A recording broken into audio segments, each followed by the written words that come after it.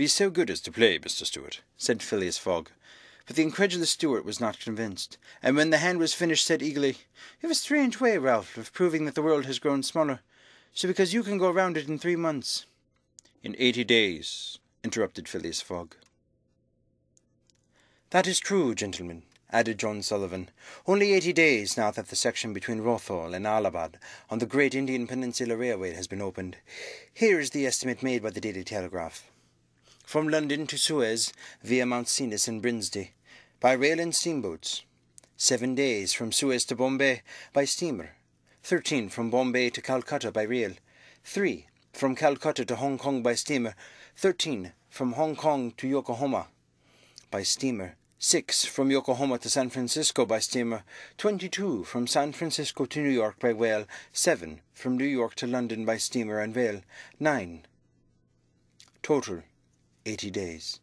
"Yes, in 80 days," exclaimed Stewart, who in excitement made a false deal. "But it doesn't take into account bad weather, contrary winds, shipwrecks, railway accidents, and so on." "All included," returned Phileas Fogg, continuing to play despite the discussion. "But suppose the Hindus or Indians pull off the rails," replied Stewart. "Suppose they stop the trains, pillage the luggage vans, and scalp the passengers." "All included," calmly retorted Fogg, adding as he threw down the cards, "2 trumps." Stewart, whose turn it was to deal, gathered them up and went on. "You are right, theoretically, Mr. Fogg, but practically—" "Practically also, Mr. Stewart." "I'd like to see you do it in 80 days. "Depends on you. Shall we go?" "Heaven preserve me, but I would wager £4,000 that such a journey made under these conditions is impossible." "Quite possible, on the contrary," returned Mr. Fogg. "Well, make it, then." "The journey round the world in 80 days?" "Yes." "I should like nothing better." "When?" "At once. Only I warn you that I shall do it at your expense." "That's absurd," cried Stewart, who was beginning to be annoyed at the persistency of his friend. "Come, let's go on with the game." "Deal over again, then," said Phileas Fogg. "There's a false deal." Stewart took up the pack with a feverish hand, and then suddenly put them down again.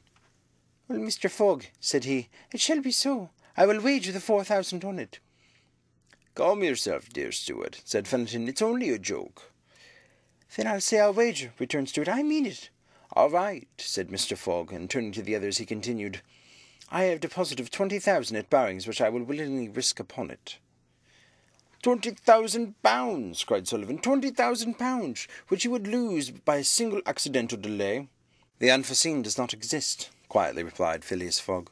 "But, Mr. Fogg, 80 days are the only estimate of the least possible time in which the journey can be made. A well-used minimum suffices for everything." "But in order to not exceed it, you must jump mathematically from the trains upon the steamers, and from the steamers upon the trains again." "I will jump mathematically." "You are joking." "A true Englishman doesn't joke when he's talking about so serious a thing as a wager," replied Phileas Fogg solemnly. "I will bet £20,000 against anyone who wishes that I will make the tour in the world in 80 days or less, in 1920 hours, or 115,200 minutes. Do you accept?" "We accept," replied Messrs. Stewart, Fallentin, Sullivan, Flanagan, and Ralph, after consulting each other. "Good," said Mr. Fogg.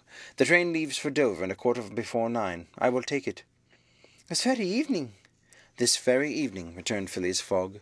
He took out and consulted a pocket almanac, and added, "As today is Wednesday, the 2nd of October, I shall be due in London in this very room of the Reform Club on Saturday, the 21st of December, at a quarter before 9 p.m., or else the £20,000, now deposited in my name at Barings, will belong to you. In fact and in right, gentlemen, here's a cheque for the amount." A memorandum of the wager was at once drawn up and signed by the 6 parties, during which Phileas Fogg preserved a stoical composure. He certainly did not bet to win, and had only staked the £20,000, half of his fortune, because he foresaw that he might have to spend the other half to carry out this difficult, not to say unattainable, project. As for his antagonists, they seemed much agitated, not so much by the value of their stake, as because they had some scruples about betting under the conditions so difficult to their friend. The clock struck 7, and the party offered to suspend the game so that Mr. Fogg might make his preparations for departure.